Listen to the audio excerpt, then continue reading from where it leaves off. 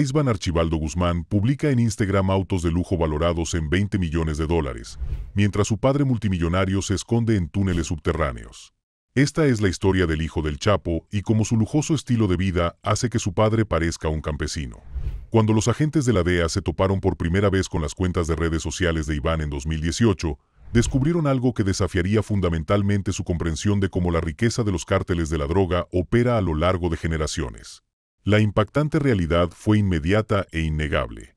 Mientras Joaquín El Chapo Guzmán había pasado años acumulando una fortuna estimada en $1.000 millones, vivió su última década antes de ser capturado como un campesino perseguido, durmiendo en túneles de drenaje, escondiéndose en casas de seguridad con piso de tierra y moviéndose por el alcantarillado para evitar ser detectado. Su hijo mayor, Iván, mientras tanto, exhibía abiertamente un estilo de vida tan extravagante que, en comparación, los miles de millones ocultos de su padre parecían pobreza.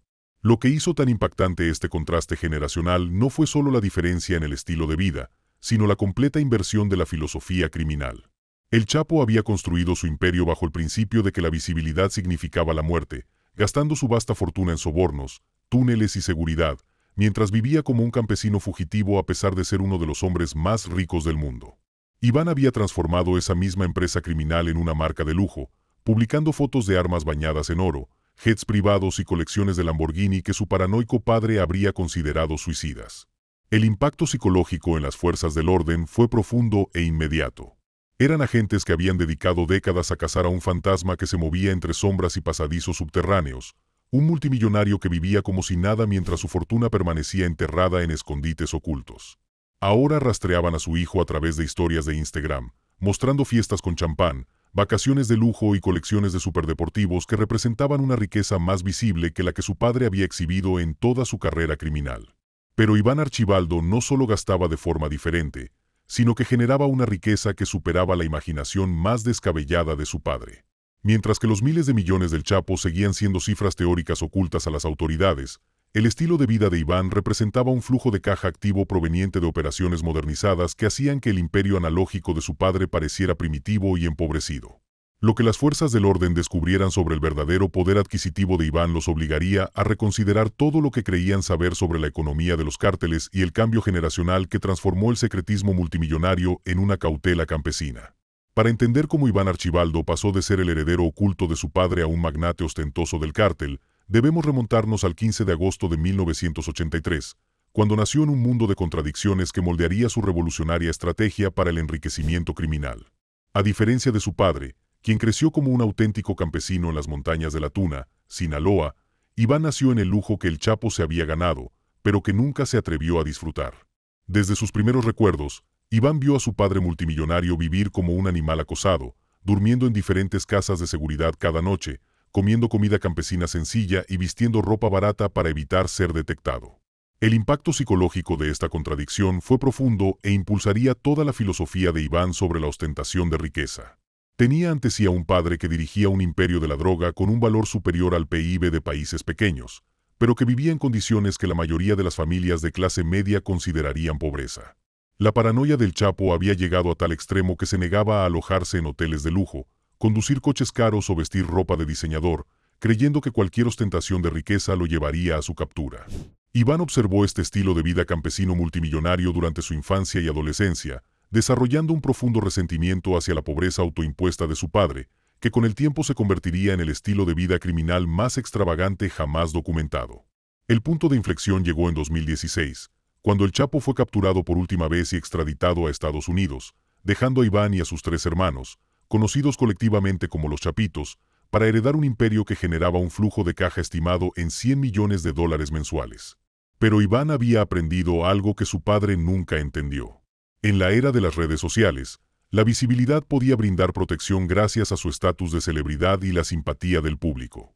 Mientras el Chapo ocultaba su riqueza, Iván utilizaba su lujo como arma de guerra psicológica contra sus rivales y como herramienta de reclutamiento para jóvenes sicarios atraídos por el glamuroso estilo de vida que representaba. El hombre que ayudaría a Iván a transformar los miles de millones clandestinos de su padre en lujo visible fue una figura que las fuerzas del orden tardaron años en identificar. Su amigo de la infancia y asesor financiero, Miguel Torres Félix, egresado de Economía por la Universidad de Guadalajara, comprendió algo que los anteriores administradores de fondos de los cárteles habían pasado por alto. Torres Félix se dio cuenta de que ocultar riqueza en la era moderna era, en realidad, más peligroso que exhibirla, ya que los multimillonarios reservados atraían la atención del gobierno, mientras que las celebridades visibles a menudo recibían protección pública de las autoridades, que temían las reacciones negativas en redes sociales.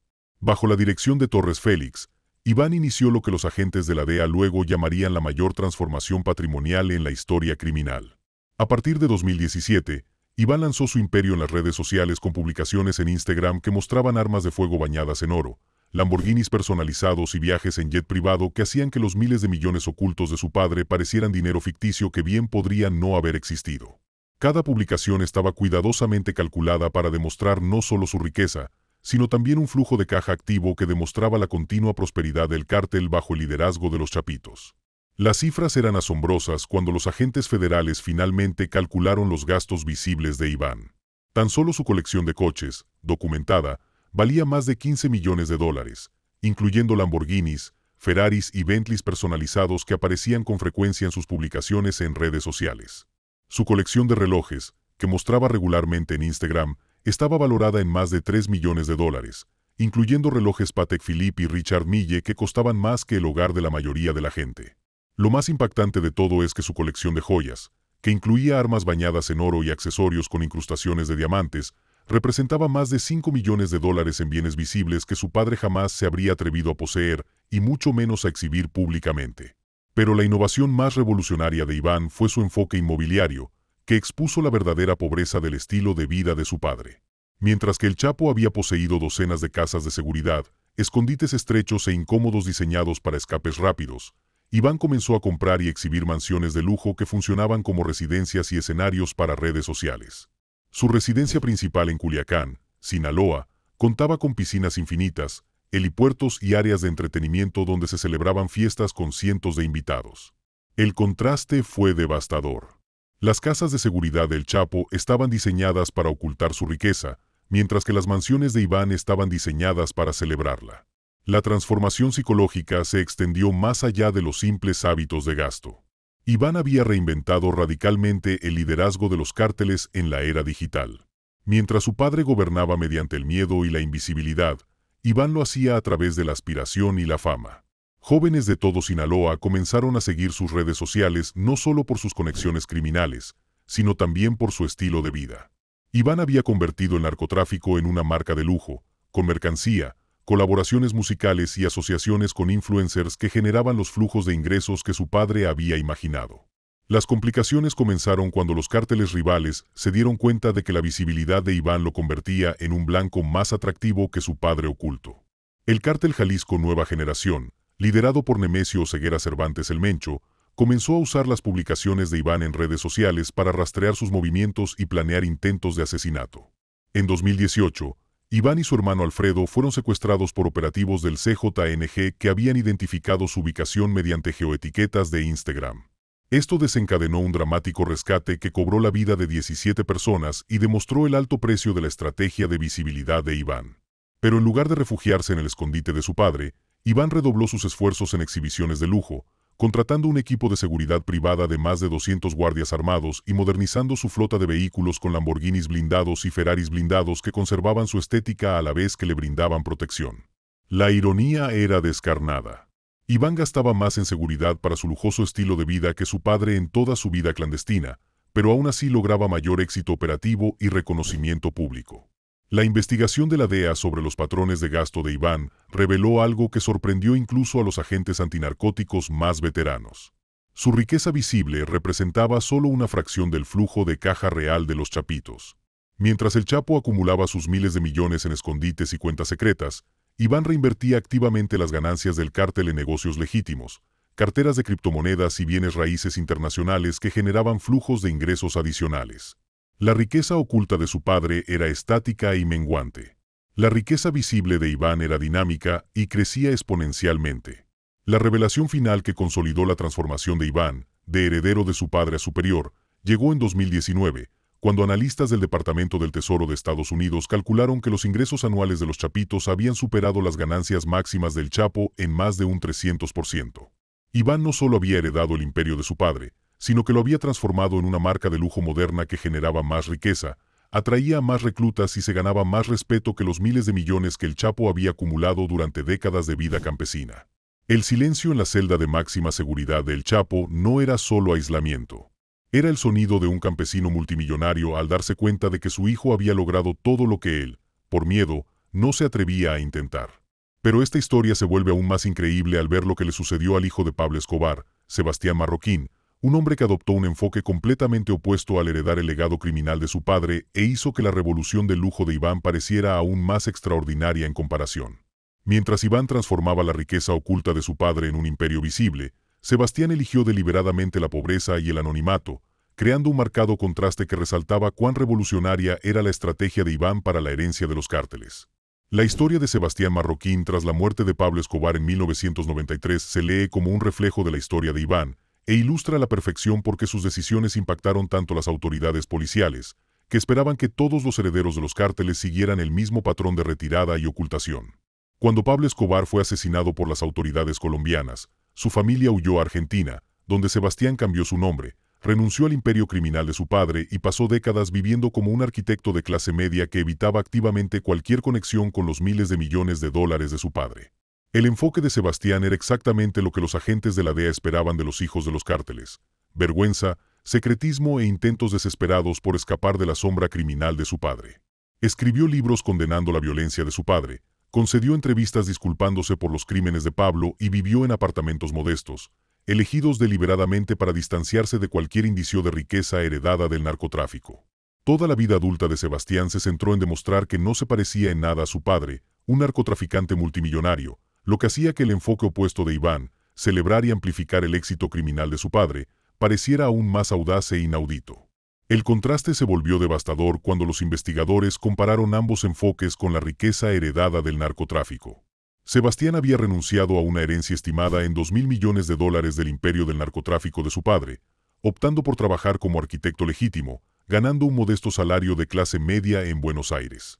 Iván, por su parte, había tomado los miles de millones ocultos de su padre y los había transformado en un imperio de lujo visible que generaba más riqueza y se ganaba más respeto que el Chapo jamás había alcanzado mediante el secretismo y la ocultación.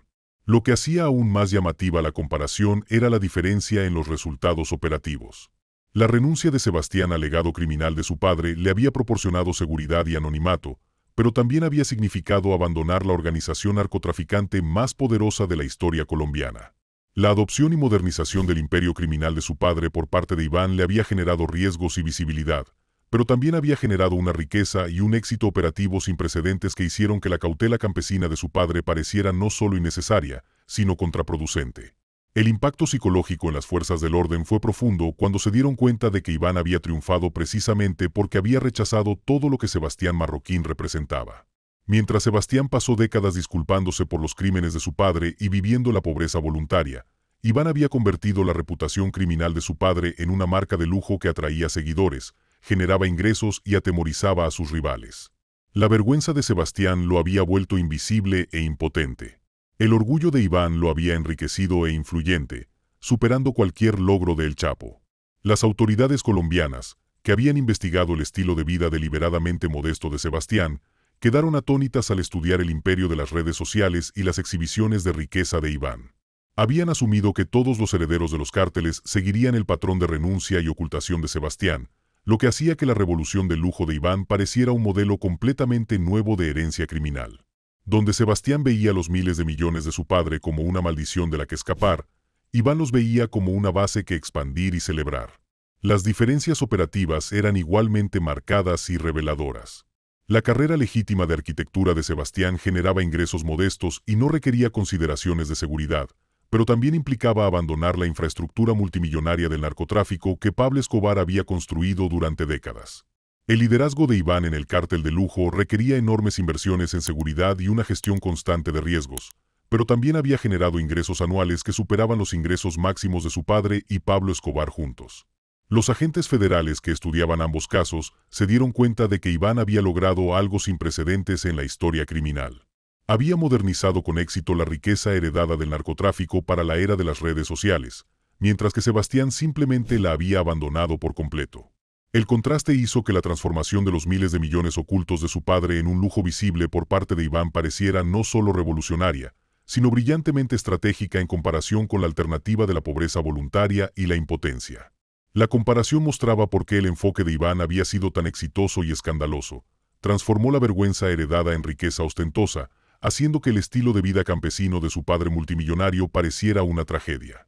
En enero de 2025, el Departamento del Tesoro de EE reveló cifras tan asombrosas del imperio de los Chapitos que debieron ser verificadas varias veces.